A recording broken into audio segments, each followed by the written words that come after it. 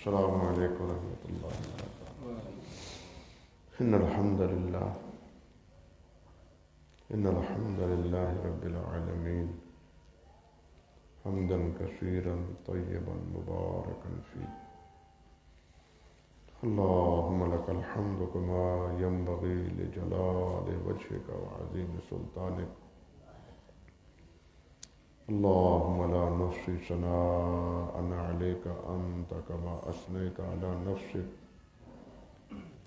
رضینا باللہ ربا وبالاسلام دینا وبمحمد نبیا صلی اللہ علیہ وسلم، سبحان اللہ وبحمدہ عدد خلقہ ورضا نفسہ وزنۃ عرشہ ومداد کلماتہ، واشہد ان لا الہ الا اللہ وحدہ لا شریک لہ، واشہد ان محمدا عبدہ ورسولہ،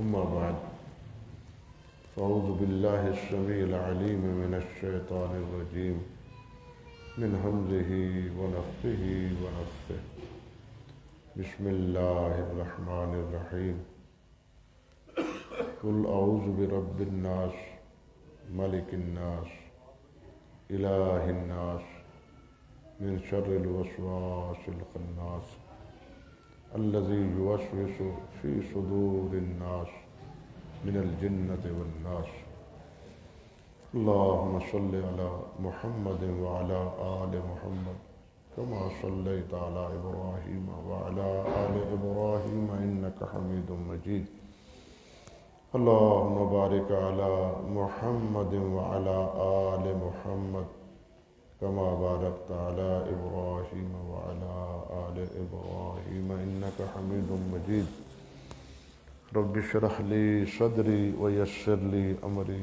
واحلل عقدۃ من لسانی یفقہوا قولی۔ محترم معزز سامعین کرام، یہ بات بہت ہی خوش آئند ہے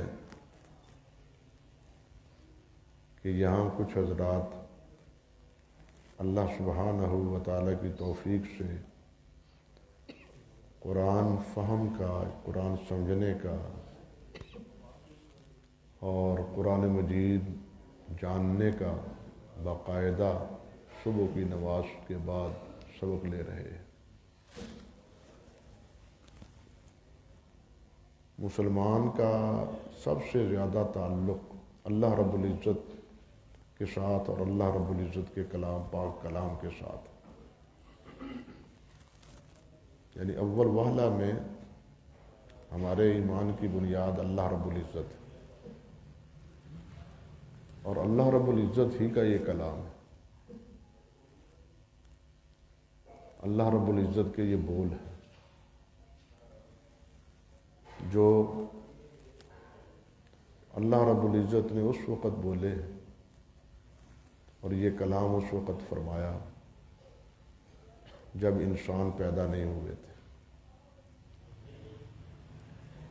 بلکہ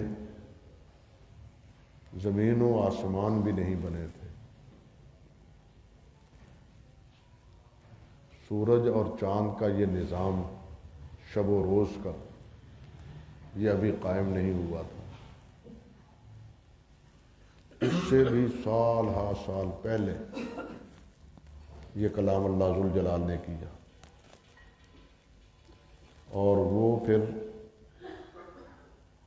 قلم کے ذریعے اللہ ذوالجلال نے اس کو لکھوا کے لوح محفوظ میں محفوظ فرما دیا۔ یہ وقتی طور پر بظاہر ہمیں یہ چیز نظر آتی ہے کہ حالات کے تناظر اور حالات کی موافقت میں اللہ سبحانہ و تعالیٰ نے یہ باتیں فرمائی۔ قرآن مجید پڑھیں، جو واقعات نبی علیہ السلام کے ساتھ گزرے اور کفار اور مشرکین نبی علیہ السلام کا جو مذاق اڑاتے، آپ کا انکار کرتے، قرآن مجید کا مذاق اڑاتے، قرآن مجید کا انکار کرتے، تو ان کے جواب میں قرآن مجید کی آیات بہت ساری نبی علیہ الصلوۃ والسلام کے دفاع میں بھی اور قرآن مجید کے دفاع میں. بظاہر ایک قاری کو، پڑھنے والے کو یہ محسوس ہوتا ہے کہ شاید یہ اس تناظر میں، اس پس منظر میں اللہ سبحانہ و تعالیٰ نے جبرائیل کو فرمایا کہ یہ پیغام میرا پہنچا دو. حالانکہ یہ امر واقعہ نہیں ہے، حقیقت یوں نہیں ہے. یہ قرآن اللہ سبحانہ و تعالیٰ کا جو ہمارے سامنے ہے، یہ زمین و آسمان کا نظام بننے سے کئی سال پہلے کا محفوظ، پہلے سے محفوظ. اب دیکھیے اس میں اللہ اکبر، ابو لہب کے بارے میں کیا ہے؟ ابو لہب کے بارے میں ہے نا، تبت یدا، ابھی سورت پڑھی ہے، تبت یدا ابی لہب و تب ما اغنی عنہ مالہ وما کسب. ذمت کی ہے اللہ تعالیٰ نے. کیوں کی ہے؟ وہ اس کا ایک پس منظر علیحدہ ہے. حضرت عبداللہ بن عباس اور دوسرے تابعین فرماتے ہیں کہ ابو طالب کے پیدا ہونے سے بھی کئی سال پہلے اللہ ذوالجلال نے یہ فیصلہ فرما دیا تھا. جس طرح ہماری تقدیر، ہمارا عقیدہ ہے نا، جہاں یہ عقیدہ ہے ہمارا کہ اللہ پر ایمان، اللہ کے رسول پر ایمان، اللہ کی کتابوں پر ایمان، اللہ کے فرشتوں پر ایمان، قیامت پر ایمان، وہاں یہ بھی ایمان ہے کہ اللہ تعالیٰ نے ہماری تقدیر لکھ دی. تقدیر اللہ تعالیٰ نے لکھی ہوئی ہے. اور کب سے لکھی ہے؟ صحیح مسلم میں ہے، زمین و آسمان کے بننے سے 50,000 سال پہلے اس وقت اللہ ذوالجلال نے لکھوا دیا قلم کو. جو ہونا تھا، جس نے پیدا ہونا تھا، جس نے مرنا تھا، جس نے جو کرنا تھا، جو کھانا تھا، جو پینا تھا، جہاں جانا تھا، جہاں رہنا تھا، سب کچھ اللہ تعالیٰ نے ہر ایک کے بارے میں لکھوا دی. جس طرح وہ تقدیر لکھوائی، یہ قرآن مجید بھی اسی طرح اللہ تعالیٰ نے لکھوایا. یہ قرآن مجید حادث نہیں ہے. یعنی بول اگرچہ اس اعتبار سے اس کو قرآن مجید میں خود اللہ تعالیٰ نے محدث بھی کہا ہے، نزول کے اعتبار سے، ورنہ اللہ تعالیٰ کے کلام صفت ہونے کے ناطے سے اللہ تعالیٰ کی صفت کلام وہ قدیم ہے، جس طرح خود اللہ ذوالجلال قدیم ہے. تو عرض کرنے کا مقصد یہ تھا کہ اس کلام الہی کو سمجھنے کی جو یہ یہاں ماشاءاللہ کوشش آپ نے کی ہے، یہ بہت ہی باعث مبارک ہے. اور مومن کے لیے یہ اولین چیز، نبی علیہ الصلوۃ والسلام کے جو فرائض منصبیہ اللہ ذوالجلال نے ذکر فرمائے ہیں، ان میں کیا ہے؟ یتلو علیہم آیاتہ ویزکیہم ویعلمہم الکتاب والحکمہ، کہ نبی علیہ الصلوۃ والسلام قرآن مجید کی تلاوت کرتے ہیں، تلاوت کر کر کے لوگوں کو سناتے ہیں، تزکیہ کرتے ہیں اور کتاب و حکمت کی تعلیم دیتے ہیں. یعنی آپ کے فرائض میں یہ چیز شامل ہے.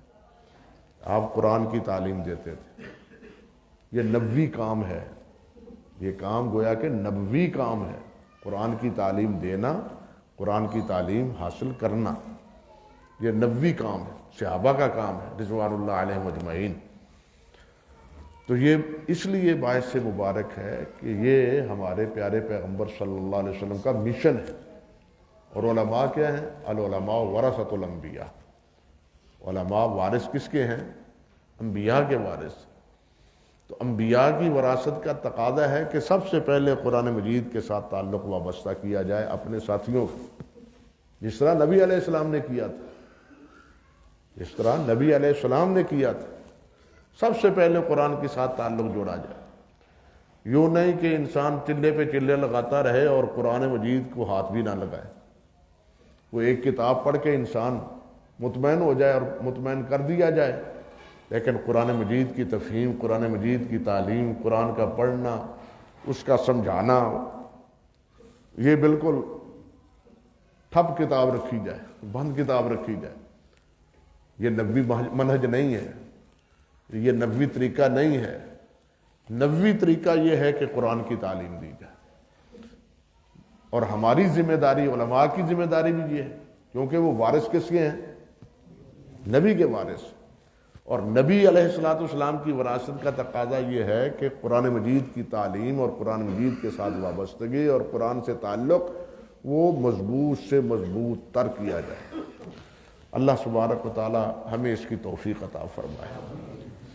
اب آئیے، اللہ تعالیٰ نے 30 پارے آپ نے پڑھا ہے، سنا ہے، جانتے بھی ہیں. 30 پارے اللہ ذوالجلال نے اپنے حبیب علیہ الصلوۃ والسلام سے پر نازل فرمائے. اور اختتام معوذاتان نہیں بلکہ معوذات، جس میں قل هو اللہ بھی شامل ہو جاتی ہے. قل هو اللہ احد، قل اعوذ برب الفلق، قل اعوذ برب الناس. معوذتین سے مراد آخری 2 صورتیں ہیں صرف، قل اعوذ برب الفلق، قل اعوذ برب الناس. سب سے اختتام پر اللہ سبحانہ و تعالیٰ نے قل هو اللہ احد کو رکھا ہے، وہ گویا کہ وہ جو کہ قرآن مجید کا نچوڑ اور خلاصہ اور موضوع ہے. قرآن کا بنیادی موضوع کیا ہے؟ توحید، اللہ کی وحدانیت. اور یہاں یہ بھی دیکھیے کہ یہاں قل هو اللہ احد، اللہ ایک ہے، ایک ہے احد، ایک ہے واحد. اللہ واحد بھی ہے، اللہ احد بھی ہے، اللہ ایک بھی ہے، اور اللہ اکیلا بھی ہے. فرق سمجھے؟ اللہ ایک ہے اور اللہ اکیلا ہے، اللہ واحد ہے اور اللہ احد بھی ہے. اور کمال یہ ہے، اللہ اکبر، کمال یہ ہے اکیلا ہونے کے باوجود، ایک ہونے کے باوجود سب سے بے نیاز. اللہ احد، قل هو اللہ احد اللہ الصمد، سب سے بے نیاز، کسی کی کوئی پرواہ نہیں. کوئی انسان بڑا ہو یا چھوٹا، وہ دوسرے انسان سے بے نیاز نہیں ہے. حقیقت ہے یا نہیں؟ جتنے بھی انسان، کو بڑا ہو یا چھوٹا ہو، حتیٰ کہ جتنا بادشاہ ہے، جتنا بڑا ہے، جتنا صاحب ثروت ہے، وہ اتنا ہی دوسروں کا محتاج. یہ محتاجگی یہاں تلک ہے کہ یہ اتنا نکمہ بن جاتا ہے کہ جس کروڑوں روپے کی گاڑی میں بیٹھتا ہے، اس کا دروازہ نہ خود کھولتا ہے نہ دروازہ خود بند کرتا ہے، دوسرے بند کرتے ہیں. دوسرے ضرور آتے ہیں اس کا دروازہ کھولنے کے لیے اور دروازہ بند کرنے کے لیے، جوتا سیدھا کرنے کے لیے، کپڑے دینے کے لیے. یعنی قدم قدم پر انسان کی محتاجگی اور انسان کی جو ہے نا ضرورت وہ سامنے آتی ہے. بات لمبی ہو جاتی ہے، ایسے بات میں بات نکل آتی ہے، صرف اشارے پہ اکتفا کرتا ہوں، تفصیل کی گنجائش نہیں. انسان اور اللہ کا تعلق 2 چیزوں پر ہے.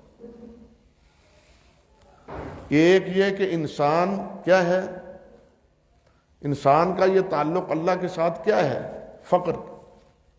انسان فقیر ہے، یہ محتاج ہے، یہ منگتا ہے، یہ بھکاری ہے، یہ سائل ہے.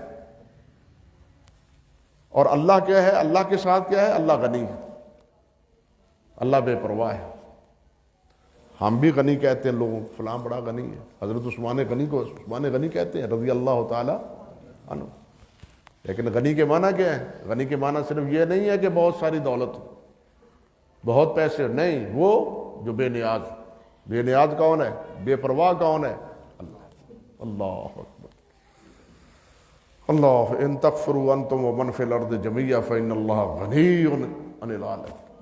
سارے کافر بن جاؤ، اکفر الکافرین بن جاؤ، اللہ کو کوئی پرواہ نہیں. اللہ غنی ہے، اللہ کو کوئی پرواہ نہیں. اور پرواہ ہے تو ہمیں ہے، جن کو ان کے وجود کی پرواہ ہے، حتیٰ کہ سانس لینے کی پرواہ ہے، حتیٰ کہ آنکھ جھپکنے کی پرواہ ہے، حتیٰ کہ ہاتھ ہلانے کی پرواہ ہے، حتیٰ کہ قدم اٹھانے کی پرواہ ہے. یہ جو دعا پڑھتے ہیں آپ، لا حول ولا قوت الا باللہ، کیا معنی ہے اس کا؟ جس کو نبی علیہ السلام نے فرمایا کہ کنز من کنوز الجنہ، جنت کا یہ خزانہ ہے، کیا ہے یہ؟ اس میں عقیدہ کیا ہے؟ سمجھایا کیا ہے؟ بتلایا کیا ہے؟ بتلایا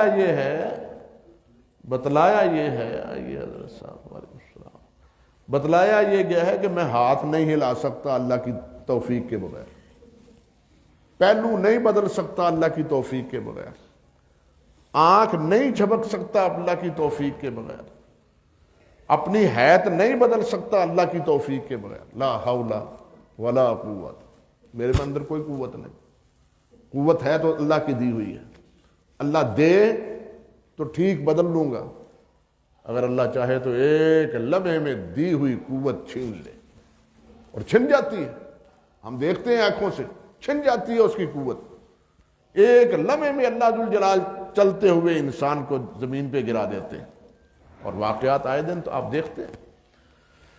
تو میرے بھائیوں، اللہ کی تعریف، اللہ ایک ہے اور یکتا ہے، اکیلا ہے، اور یہ صفت ہے کہ وہ اکیلا اور ایک ہونے کے باوجود سب سے اللہ الصمد، بے نیاز بھی ہے۔ یہ صفت صرف اللہ کی، ہم کسی سے بے نیاز نہیں ہیں، ہم ایک دوسرے کے ساتھ بندھے ہوئے ہیں، نتھی ہیں، انسان مدنی الطبع ہے، فطری اعتبار سے بھی اکیلا زندگی نہیں گزار سکتا، بلکہ میں تو کہا کرتا ہوں اکیلا تو آدم علیہ السلام جنت میں بھی نہ گزار سکے، جنت میں بھی نہ گزار سکے آدم علیہ السلام جنت میں اکیلے، وہاں بھی اللہ تعالیٰ سے عرض کیا یا اللہ اکیلا ہوں، کوئی مونس چاہیے، تو انسان دنیا میں کیسے، جہاں قدم قدم پر انسان کو دوسرے انسان کی ضرورت محسوس ہوتی، یہ احتیاج، یہ محتاجگی، یہ کمی، یہ کس میں ہے؟ ہم میں، انسان۔ کاش کہ ہم انسان یہ بات سمجھ لیں کہ ہم کیا ہیں، فقیر ہیں، ہم نہیں سمجھتے، کاش کہ یہ ہمیں نقطہ سمجھ آ جائے کہ ہم فقیر ہیں، ہم منگتے ہیں، ہم سائل ہیں، ہم بکاری ہیں، کس کے؟ اللہ رب العزت۔ اللہ رب العزت جس کو جو چاہے، جتنا چاہے اللہ تعالیٰ عطا فرمائے، یہ اس کے اختیار، کسی اور کے اختیار میں۔ یہ آخری صورت میں اللہ ذوالجلال نے یوں اپنی وحدانیت کا اظہار فرمایا۔ پھر سورۃ فلق اور سورۃ الناس ہے، دونوں صورتوں کی بات نہیں ہو سکتی، صرف نہایت اختصار کے ساتھ قل اعوذ برب الناس کہہ دیجئے کہ میں پناہ لیتا ہوں کس کی؟ رب الناس، جو لوگوں کا رب۔ قل اعوذ برب الناس، مالک الناس، جو لوگوں کا بادشاہ ہے، الہ الناس، جو لوگوں کا معبود ہے، جو لوگوں کا معبود ہے۔ اب یہاں یہ بات دیکھیں، پہلے ہے رب الناس، لوگوں کا رب۔ دیکھیے اللہ سبحانہ و تعالی نے، آپ قرآن مجید پڑھا ہے آپ نے ماشاءاللہ، دوبارہ پڑھیں، 6 پڑھیں، آپ کو یہ چیز محسوس ہوگی کہ جہاں اللہ ذوالجلال نے اپنی عبودیت، بندگی، عبادت کا حکم دیا ہے، وہاں 2 صفتوں میں سے ایک یا دونوں صفتیں اللہ تعالیٰ نے ذکر کی، ایک صفت خالقیت اور ایک صفت ربوبیت۔ جہاں اللہ نے فرمایا نا میری عبادت کرو، اس کے ساتھ 2 صفتیں یا دونوں میں سے ایک صفت کا تذکرہ ہے کہ اللہ رب العزت تمہارا خالق ہے، جو خالق ہے عبادت اس کی، اللہ تمہارا رب ہے، جو رب ہے عبادت اس کی۔ اللہ کے علاوہ نہ کوئی رب ہے نہ کوئی خالق، اللہ کے علاوہ نہ کوئی خالق ہے نہ کوئی، خالق اور رب میں فرق ہے۔ ہر رب خالق ہے، لیکن ہر خالق جو ہے رب نہیں ہے، خالق کے ہر معنی میں رب شامل نہیں ہے، لیکن رب کے معنی میں خالقیت شامل ہے۔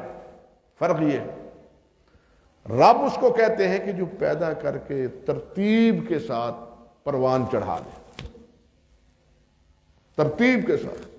اب دیکھیے شکم مادر میں اللہ سبحانہ و تعالی، اللہ اکبر کبیرہ، اللہ اکبر کبیرہ، اللہ نے فرمایا ہے قرآن مجید میں کہ 3 اندھیروں میں تمہاری شکل بناتا ہوں، سمجھے؟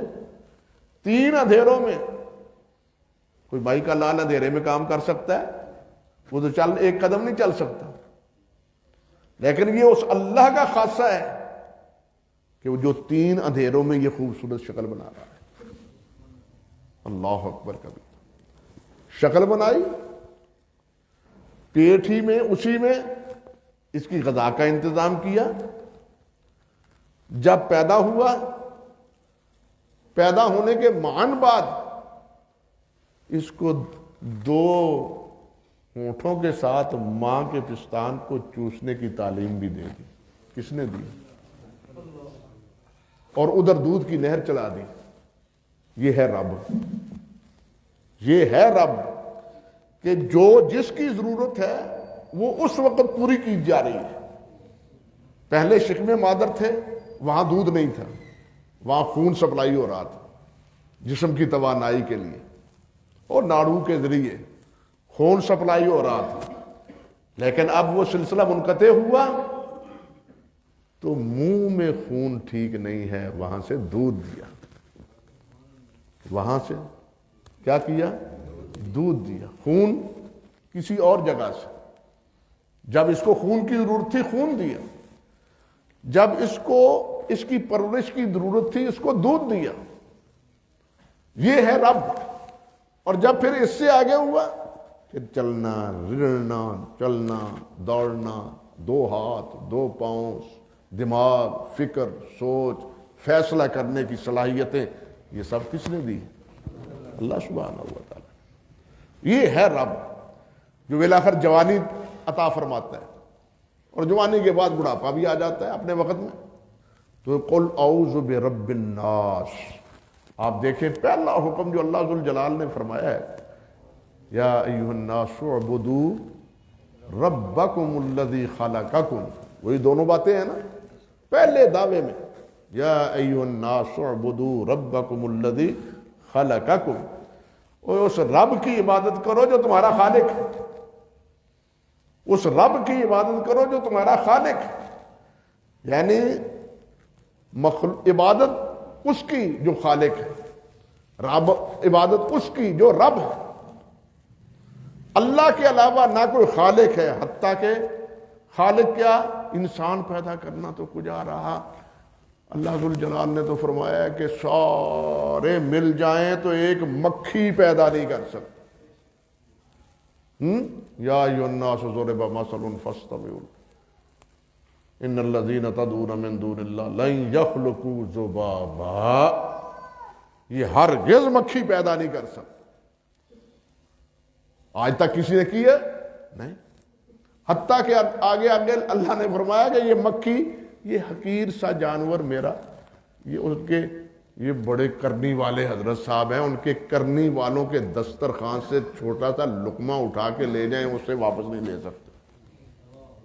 وَإِن يَسْلُبْهُمُ الذُّبَابُ شَيْئًا لَا يَسْتَنقِذُوهُ. اس سے چھڑا نہیں سکتے، اڑ جائے گی وہ.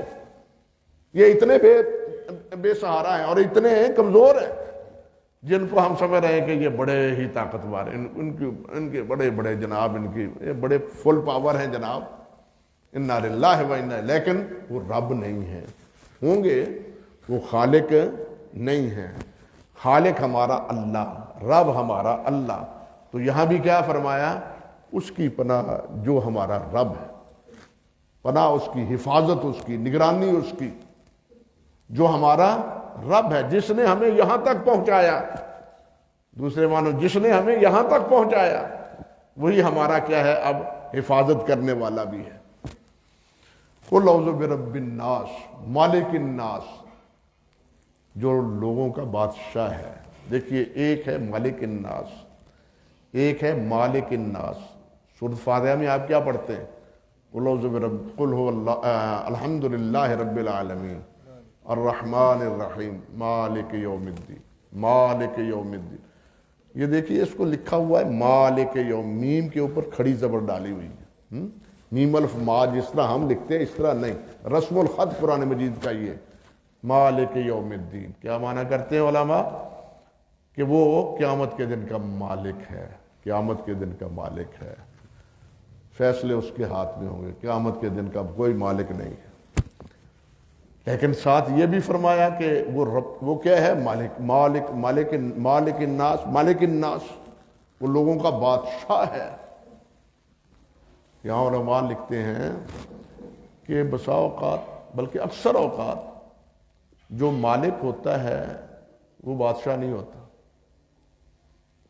بادشاہ اور ہے، بادشاہت کے معنی میں جامعیت کا تقاضا کچھ اور ہے، مالک ہونے کا تقاضا کچھ اور۔ میں زمین کا مالک ضرور ہوں، لیکن اس زمین کا بادشاہ کون ہے؟ ہمارا ملک اور ہمارا حکومت۔ سمجھ گئے نا؟ وہ اس زمین کو ہم سے لے لیتی ہے، واجبی سا پیسہ ادا کر کے ہمیں کیا کرتی ہے؟ اس کی ملکیت سے خارج کر دیتی ہے۔ مالک میں تھا۔ تو ہر مالک بادشاہ نہیں ہوتا، ہر بادشاہ مالک ہوتا ہے۔ رب ذوالجلال والاکرام وہ ہیں جو مالک بھی ہیں اور بادشاہ بھی ہیں۔ رب ذوالجلال وہ ہیں جو مالک بھی ہیں اور بادشاہ بھی ہیں۔ وہ ہمارا بادشاہ ہے، جو چاہے ہمارے بارے میں فیصلہ کرے، جو چاہے ہمارے بارے میں حکم صادر فرما دے، ہمارا بادشاہ۔ اور بادشاہ جو بھی حکم صادر فرمائے وہ اپنی مخلوق کے بارے میں جو بھی کرے مالک ہے، جو چاہے کرے۔ اس میں بہت سی باتیں ہیں لیکن ساری باتیں نہیں کہی جا سکتی۔ مالک بادشاہ جو چاہے کرے، میں اپنی ملکیت میں، بادشاہت میں جو چاہوں کروں۔ لیکن ایک بادشاہت وہ ہے جو دنیا کی بادشاہت ہے، اس کا مفہوم کچھ اور ہے۔ وہاں وہ بادشاہ مسئول ہیں، لیکن یہ تو بادشاہ وہ کون ہے؟ وہ بادشاہ وہ ہے جو آسمانوں کا بھی اور زمینوں کا بھی ہے، اور ہر چیز کا وہی بادشاہ اور وہی مالک ہے۔ دنیا کے بادشاہ ہیں کسی ایک خطے کے، اس علاقے کے، ایک جگہ کے، لیکن اللہ رب العزت، اللہ اکبر، ان کی بادشاہت ساتوں آسمانوں۔ وَلَهُ الْكِبْرِيَاءُ فِي السَّمَاوَاتِ وَالْأَرْضِ، اس کی کبریائی اور اس کی بادشاہت وہ کہاں ہے؟ زمین و آسمانوں میں، اسی کی۔ اس لیے اس بادشاہ، اس مالک، اس ساری قدرتوں کے مالک، اس کی پناہ لیتے ہیں۔ اللہ اکبر کبیر۔ الہ الناس، جو لوگوں کا معبود ہے۔ حقیقت یہ ہے کہ جو رب ہے اور جو بادشاہ ہے، عبادت کے لائق بھی وہی۔ پہلے فرمایا رب، پھر فرمایا بادشاہ، پھر فرمایا الہ۔ گویا جو رب ہے اور جو کیا ہے؟ بادشاہ ہے، عبادت کے لائق بھی وہی ہے، دوسرا اور کوئی عبادت کے لائق نہیں ہے۔ الہ الناس، میں اس لوگوں کے معبود سے پناہ لیتا ہوں۔ الہ الناس من شر الوسواس الخناس، کس سے پناہ، کس سے لیتا ہوں؟ فرمایا خناس کے وساوس۔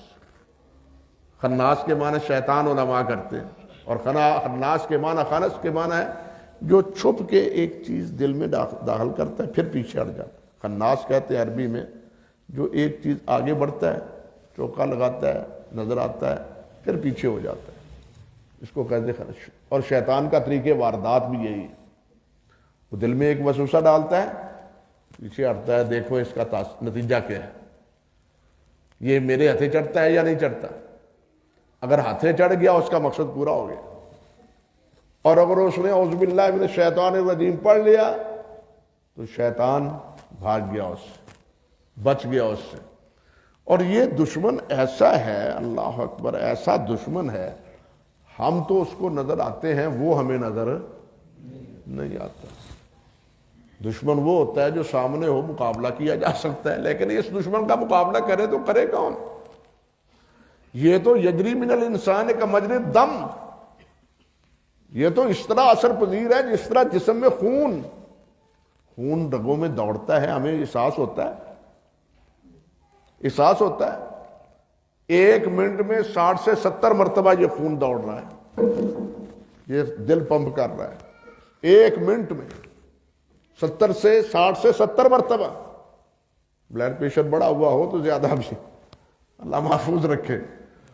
60 سے 70 مرتبہ یہ دل دوڑ رہا ہے، خون پوری شریانوں میں اور ان میں احساس ہوتا ہے ہمیں؟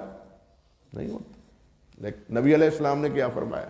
جس طرح خون اسی طرح یہ شیطان بھی اثر پذیری کرتا ہے. کون بچے اس سے؟ وہی بچائے جو خالق ہے، وہی بچائے جو مالک ہے، بادشاہ ہے. جو بادشاہ ہے وہی بچائے، وہی بچائے جو رب ہے، اور کوئی بچا سکتا ہے اس سے نہیں.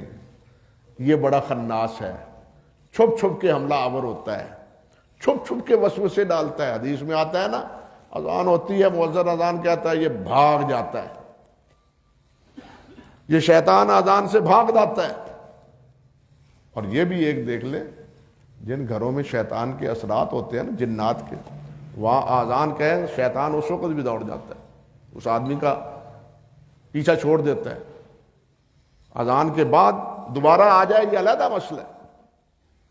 یہ حدیث سے بھی ثابت ہے صحیح مسلم کہ اگر ایسا کوئی واقعہ ہو، ایسے گھر میں کوئی اثرات ہو، تو اذان کہی جائے وہاں، تاکہ شیطان وہاں سے نکلے.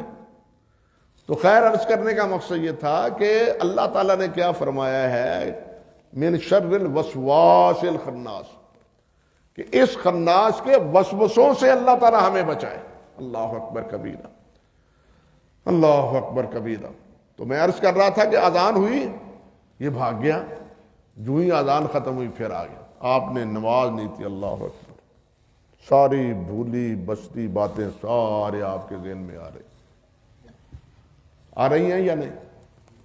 بلکہ حقیقت یہ ہے کہ ہمیں تو مسئلے نظر آتے ہیں اس وقت جب نماز شروع کر لیتے ہیں. جو اڑا ہوا ہوتا ہے نا، پتہ نہیں یار یہ مسئلہ کہاں دیکھ، فوراً آتا ہے فلاں کتاب میں، فلاں کتاب میں. آپ کے ساتھ، ہر آدمی کے ساتھ علیحدہ علیحدہ اس کا واسطہ ہے نا. جس قسم، جس کیٹیگری، جس درجے میں ہو، وہ اسی قسم کے وسوسے ڈالتا ہے. اب کہنے کو تو جناب ہمیں چیز مل گئی، لیکن اس نے عبادت سے روک دیا، لیکن اس نے عبادت سے افضل سے روک دیا، مفضول کی طرف توجہ مفضول کر دی.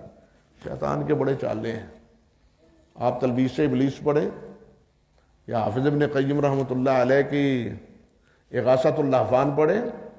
شیطان کے کتنے اثرات ہیں، ان میں ایک اثر یہ بھی ہے کہ افضل سے مفضول کی طرف مائل کر دیتا ہے. یہ پڑھو، افضل چھڑا دیتا ہے. بعض حضرات کیا کرتے ہیں، صبح کی نماز ہو رہی ہے، یہ سنتے پڑھ رہے ہیں. اب یہ فرض اور یہ سنتیں دونوں میں تقابل ہے کوئی؟ اتستبدلون الذی هو ادنی بالذی هو خیر. فرضوں کو چھوڑ کے سنتے پڑھ رہے ہیں، وہ جی سنتے نہ رہ جائیں. اب یہ جو تصور ہے یہ کہاں سے آ رہا ہے؟ کسی دلیل پر مبنی ہے؟ دلیل تو یہ ہے اذا اقیمت الصلاۃ فلا صلاۃ الا المکتوبہ. دلیل تو یہ ہے کہ جب نماز کی اقامت ہو جائے، اب اس اقامت والی فرض نماز ہے، دوسری کوئی نہیں. دلیل تو یہ ہے، لیکن سنتے رہ جائیں. یہ سنت ہے، یہ سنت ہے. لیکن شیطان نے یہ بھی سنتوں کی طرف مائل کر دیا، فرض سے غافل کر دیا. علیحدہ علیحدہ چالیں ہیں اس کی، اللہ تعالیٰ اس کی چالوں سے محفوظ رکھے. تو خیر، من شر الوسواس. اور نماز میں آ گیا، تصور آنے شروع ہو گئے، اور پھر تصور آتے گئے، اور یہاں تک کہ نبی علیہ السلام نے فرمایا بعض وہ بھی ہیں جنہیں نماز کا کچھ بھی نہیں ملتا. وہ جناب جیسے آتے ہیں ویسے نماز مسجد سے نکل جاتے ہیں. اعاذنا اللہ منہ. اللہ تعالیٰ اس سے ہمیں محفوظ فرمائے. من شر الوسواس الخناس الذی یوسوس فی صدور الناس. جو انسانوں کے دلوں میں وسوسے ڈالتا ہے. سب سے پہلا وسوسہ تو اس نے آدم علیہ السلام، فوسوس لہ الشیطان. ہمارے ابا کے دل میں سب سے پہلا وسوسہ اس نے یہاں سے ابتدا کی، اس نے وسوسے کی. فوسوس لہ الشیطان، کہ آدم کے دل میں وسوسہ ڈالا. یہ جو ٹوکا ہے نا اس درخت کے کھانے سے، اس درخت کے کھانے میں ایک حکمت ہے. کھائیں گے ہمیشہ رہیں گے. میں تو جا ہی رہا ہوں، راندہ درگاہ بن ہی گیا ہوں، جاتا جاتا ایک نصیحت کر جاتا ہوں. یہ سارے وسوسے ڈال رہا ہے. میں تو گیا ہوں، آپ تو یہاں رہیں، آپ تو یہاں رہیں. فوسوس لہ الشیطان، اور وہی وسوسے ہمیں ڈالتا ہے۔ آدم علیہ السلام کو وسوسے ڈال کے جنت سے نکالا اور ہمیں وسوسے ڈال کے جنت سے روکا۔ یہ جتنے وسوسے ہیں شرک کے ہوں، بدعات کے ہوں، سب وساوس پہ مبنی ہیں۔ ذرا غور کریں، وقت نہیں تفصیل کا، جتنے شرک کے ہیں نا، شرک کے بارے میں جواز کے، سیڑھی کے بغیر بھی چھت پہ چڑھا جا سکتا ہے، وہ جناب ڈی سی سے ملنا ہو تو براہ راست ملا جا سکتا ہے۔ یہ سب شیطانی وسوسے ہیں، یہ سب شیطانی وسوسے۔ اللہ نے فرمایا مجھے ملنا ہے مجھے بلاؤ، ادعونی استجب لکم، بلاؤ میں جواب دوں گا۔ یہ کوئی بادشاہ تو نہیں ہے، ویسا تو نہیں ہے کہ جناب اس نے دروازہ بند رکھا ہو، اس کا تو دروازہ رات بھی کھلا ہے اور دن کو بھی کھلا ہے۔ اللہ کا دروازہ تو بند ہی نہیں ہے، اور ان لوگوں کے دروازے بند ہیں جن کے دربانوں سے اجازت لینی پڑتی۔ بات سمجھے؟ یعنی ان کے دروازے بند ہیں، اللہ کا دروازہ تو بند ہی نہیں ہے، اللہ کا دروازہ تو کھلا ہے، اور اللہ تو خود منادی کرتا ہے، بلکہ اس وقت کرتا ہے جب ہم سو رہے ہوتے ہیں۔ اٹھو، بلاؤ مجھے، پکارو مجھ کو، مانگو مجھ سے، اللہ تو خود فرماتا ہے۔ یہ تو نہیں کہتے، ان کے تو درباروں اور نوکروں اور چوکیداروں سے جا کے منت سماجت کے بعد جا کے ملاقات کا وقت ملتا ہے۔ تو میرے بھائی، ان وسوسوں سے اللہ تعالیٰ، شرک کے وسوسوں میں سے بھی اللہ بچائے اور بدعات کے وسوسوں سے بھی اللہ بچائے۔ حرج کیا ہے جی اس میں؟ نیکی ہی ہے نا، اس میں گناہ تھوڑا ہے، اس سے منع کیا ہے اللہ اور اس کے رسول نے۔ یہ سب شیطانی وسوسے، دلائل نہیں ہے کہ جس کی بنیاد پر میں تفصیل میں جاؤں۔ یہ جتنے ہیلے ہیں نا اس قسم کے وسوسے، یہ سب شیطان۔ حرج کیا ہے جی اس میں اس سے منع کیا ہے کہ اللہ اور اللہ کے رسول نے۔ انا للہ و انا الیہ راجعون۔ تو یہ سب وساوس ہیں، اور ان وسوسوں سے آدم علیہ السلام کو نکالا اور ہمیں جنت میں جانے سے روک رہا ہے، ان وسوسوں کی وجہ سے، ان وساوس کی وجہ سے، اور توحید سے روک کے شرک کی طرف، سنت سے روک کے بدعت کی طرف۔ اس سے آپ سمجھ سکتے ہیں کہ یہ آخری صورت کتنی اہم ہے، اور آخر میں اللہ ذوالجلال نے اس کو کیوں رکھا ہے کہ توحید بھی تب آپ کی پکی رہے گی جب شیطان کے وسوسوں سے بچے رہو گے، سنت کی تابعداری بھی تب ہوگی جب شیطان کے وسوسوں سے بچے رہو گے، جنت میں تب جاؤ گے جب شیطان کے وسوسوں سے بچے رہو گے۔ ساری کتاب الہی تب سمجھ آئے گی جب شیطان کے وسوسوں سے بچے رہو، ورنہ یادی بہی کثیروں ویضل بہی کثیرا، اسی قرآن کو پڑھ پڑھ کے لوگ گمراہی نہیں پھیلا رہے ہیں۔ وہ قادیانی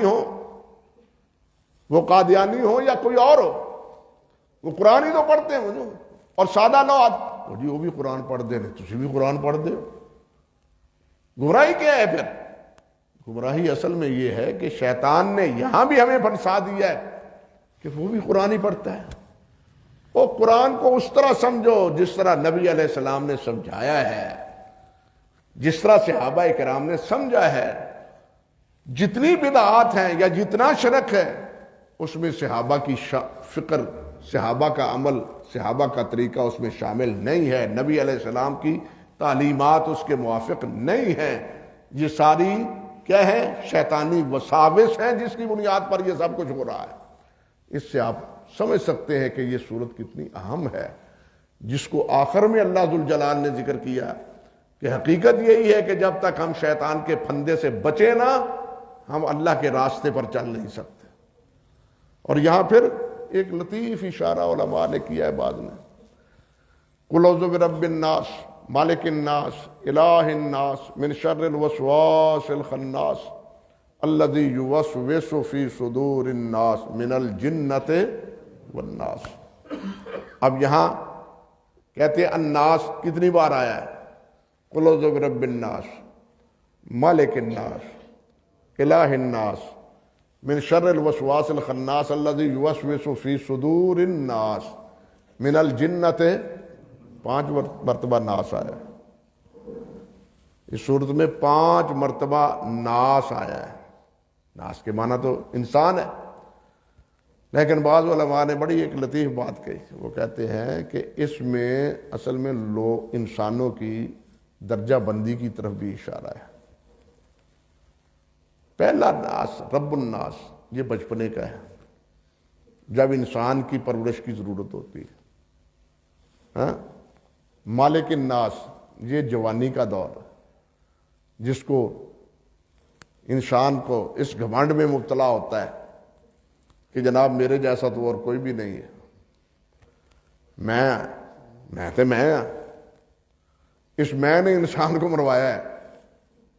یہ میں نے ہوں، اس میں نے انسان کو مروایا ہے اور مرواتی ہے.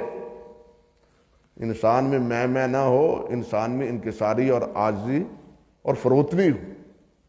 اس میں نے مروایا ہے. اور اس میں کرنے والے کو سمجھایا ہے، وہ جیسے کہا تھا نا پہلی قوم، من اشد منا قوہ، ہم سے بڑا کون ہے طاقت میں؟ اللہ نے فرمایا جس نے تمہیں پیدا کیا، جس نے تمہیں پیدا کیا وہ طاقتور نہیں ہے تم سے. اور تم میں کرتے ہو، تمہارا بھی رب ہے، مالک ہے، بادشاہ ہے.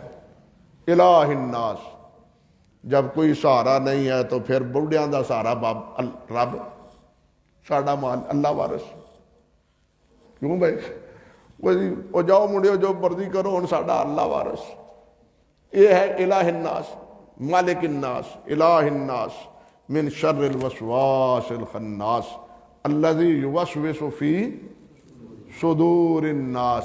یہ ناس مومن ہے، کافر نہیں، مومن ہے، مسلمان ہے. جن کے دلوں میں وسوسے ڈالتا ہے وہ تو کافر پہلے ہی ہو گیا، ان کے دلوں میں وسوسے کیا ڈالنے ہیں؟ سمجھے نا؟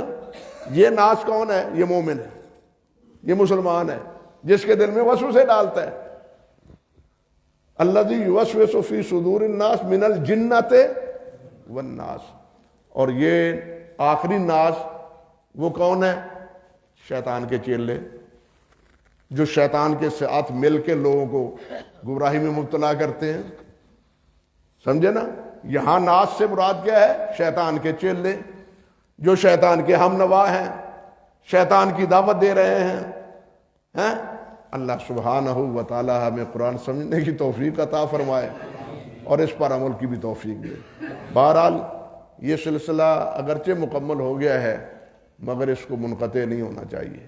یہ چیز ایسی ہے کہ حضرت عبداللہ بن مسعود رضی اللہ تعالیٰ عنہ کا فرمان بھی ہے کہ یہ وہ چیز ہے کہ جس کے عجائبات ختم نہیں ہوتے. قرآن مجید میں جتنا غور کیا جائے اتنے ہی اس کے موتی اور اس سے جواہرات ملتے ہیں. یہ قرآن ایک ایسا کلام ہے کہ اگر اس کا سادہ ترجمہ سمجھیں تب بھی مقصد حاصل ہو جاتا ہے، لیکن اگر ایک ایک لفظ پر اگر غور کریں تو نئی سے نئی بہاریں انسان کے ذہن میں سامنے آتی ہیں. اللہ ذوالجلال ہمیں قرآن سمجھنے کی، قرآن پر عمل کرنے کی توفیق عطا فرمائے. سبحانک اللہم و بحمدک، اشہد ان لا الہ الا انت، استغفرک و اتوب الیک. دعا تو ان بزرگاں کو جڑے ساڈے وڈے نے انہاں کو دعا کرو. اللہم لک الحمد کما ینبغی لجلال وجہک وعظیم سلطانک. اللہم لا نحصی ثناء علیک انت کما اثنیت علی نفسک. رضینا باللہ ربا وبالاسلام دینا وبمحمد النبی صلی اللہ علیہ وسلم. اللہم صلی علی محمد وعلی آل محمد کما صلیت علی ابراہیم وعلی آل ابراہیم انک حمید مجید. اللہم ربنا آتنا فی الدنیا حسنہ وفی الآخرۃ حسنہ وقنا عذاب النار. ربنا آتنا فی الدنیا حسنہ وفی الآخرۃ حسنہ وقنا عذاب النار. اللہم انا عبیدک وبنو عبیدک وبنو امائک نواسینا بیدک ماض فینا حکمک عدل فینا قضاؤک. اللہم انا نسألک من کل اسم سمیتہ بہ نفسک او علمتہ احدا من خلقک او انزلتہ فی کتابک او استأثرت بہ فی علم الغیب عندک ان تجعل القرآن ربیع قلوبنا وجلاء احزاننا وذہاب ہمومنا وغمومنا. اللہم علمنا منہ ما جہلنا وذکرنا منہ ما نسینا وارزقنا تلاوته آناء الليل وأطراف النهار يا رب العالمين. اللهم ألهمنا رشدنا وعذنا من شرور أنفسنا. اللهم وفقنا لما تحب وترضى وأنت خير الراحمين.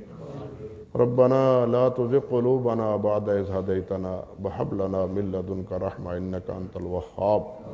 ربنا هب لنا من أزواجنا وذرياتنا قرة أعين واجعلنا للمتقين إماما. ربنا اغفر لنا ولإخواننا الذين سبقونا بالإيمان ولا تجعل في قلوبنا غلا للذين آمنوا ربنا إنك رؤوف رحيم. اللهم يا شافي الأمراض اشف مرضانا ومرضى المسلمين. اللهم اشفنا واشف مرضانا ومرضى المسلمين. اللهم اشفنا بشفائك وداونا بدوائك. اذهب الباس رب الناس اشف انت شافي لا شفاء الا شفاؤك شفاء لا يغادر سقما.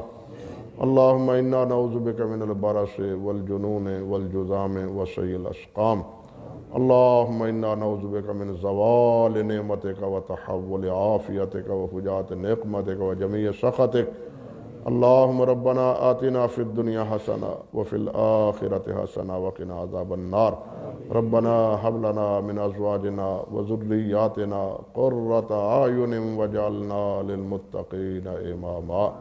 ربنا تقبل دعاء إنك أنت السميع العليم وتب علينا إنك أنت التواب الرحيم. سبحان ربك رب العزة عما يصفون وسلام على المرسلين والحمد لله رب العالمين. آمين برحمتك يا أرحم الراحمين.